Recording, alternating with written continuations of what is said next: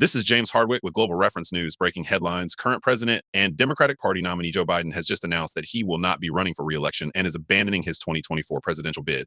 This news comes on the heels of a tumultuous debate performance, waning poll numbers, and a huge push from Democrat supporters and donors for the 81-year-old to step down. As of now, the Democratic Party does not have an appointed nominee. However, the president has expressed support for current Vice President Kamala Harris to assume the Democratic ticket to run against Republican Party selected Donald Trump. President Biden released a statement declaring his voluntary exit. My fellow Americans, over the past 3.5 years, we have made great progress as a nation. Today, America has the strongest economy in the world. We've made historic investments in rebuilding our nation, in lowering prescription drug costs for seniors, and in expanding affordable health care to a record number of Americans. We've provided critically needed care to 1 million veterans exposed to toxic substances, passed the first gun safety law in 30 years, appointed the first African-American woman to the Supreme Court, and passed the most significant climate legislation in the history of the world. America has never been better positioned to lead than we are today. I know none of this could have been done without you, the American people.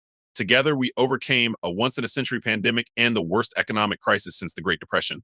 We've protected and preserved our democracy, and we've revitalized and strengthened our alliances around the world. It has been the greatest honor of my life to serve as your president. And while it has been my intention to seek re-election, I believe it is in the best interest of my party and the country for me to stand down and to focus solely on fulfilling my duties as president for the remainder of my term. I will speak to the nation later this week in more detail about my decision. For now, let me express my deepest gratitude to all those who have worked so hard to see me reelected. I want to thank Vice President Kamala Harris for being an extraordinary partner in all this work. And let me express my heartfelt appreciation to the American people for the faith and trust you have placed in me. I believe today what I always have, that there is nothing America can't do when we do it together. We just have to remember, we are the United States of America. Now, as it appears at the moment, the most likely candidate to lead the Democratic ticket could be Kamala Harris or even current California Governor Gavin Newsom. This will no doubt be the most exhilarating election season in history, as the DNC is scheduled to take place in Chicago next month, to where we will definitely be updated on who will take on Donald Trump for a race to the White House.